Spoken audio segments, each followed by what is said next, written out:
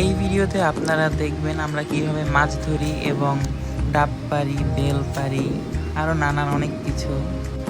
মাছ ধরার জন্য আমাদের প্রথমেই দরকার হবে একটা ছিপ। তো বাঁশঝাড় থেকে আমরা একটা ডাল কেটে সেটাকে ভালোভাবে ছেঁচে নেব এবং ছেঁচে সেটার সাথে বড়শিটাকে বেঁধে নেব।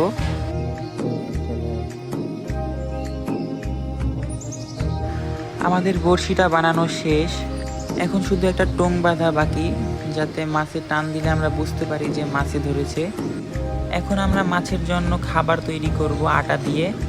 খাবারটা তৈরি করা হলেই আমরা পুকুরে চলে যাব। আটা নিয়ে আমরা পুকুর পাড়ে চলে এসেছি। দেখতে পাচ্ছেন পুকুরে অনেক মাছ দেখা যাচ্ছে। এখন আমরা আটাটা ভালো করে গুলিয়ে নেব।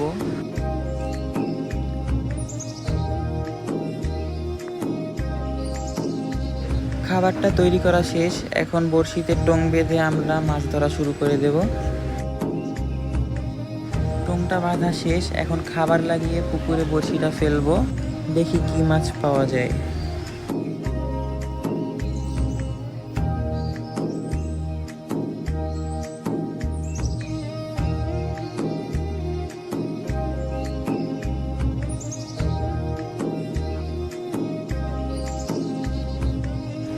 তো প্রায় 1 ঘন্টার মতো চেষ্টা করার পরে আমরা মাছ ধরায় ব্যর্থ হলাম। আজান দিয়ে দিয়েছে আসরের। এখন আমরা নামাজ পড়ব। নামাজ পড়ে আজকে আর মাছ ধরবো না। এখন আমরা ফুটবল খেলবো। ফুটবল খেলে তারপরে আবার কালকে ট্রাই করব মাছ ধরার, দেখি কি হয়।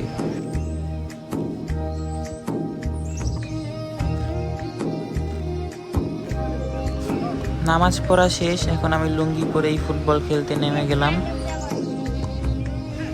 এভাবে 1 ঘন্টার মতো খেলি। তারপরে খেলতে খেলতে মাগরিবের আজান দিয়ে দেয়।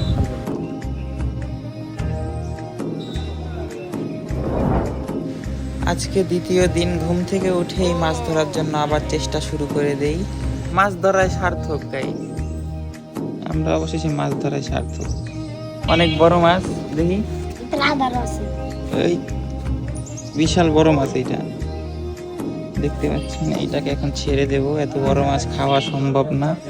Guys guys guys guys guys guys দেখতে পাচ্ছেন কত বড় মাছ ধরে ফেলেছি। পুরো একদিনের চেষ্টা, আজকে সফল আমরা। আজকে আমরা সফল। কালকে বিকাল থেকে চেষ্টা করছি আমরা। ছোট পুঁটি মাছের থেকে এটা অনেকটাই বড়। এটা হচ্ছে তেলাপিয়া মাছ। না না না, এটা নিয়ে রাখো। মাছ ধরায় সার্থক। এবার ডাব পারতে হবে।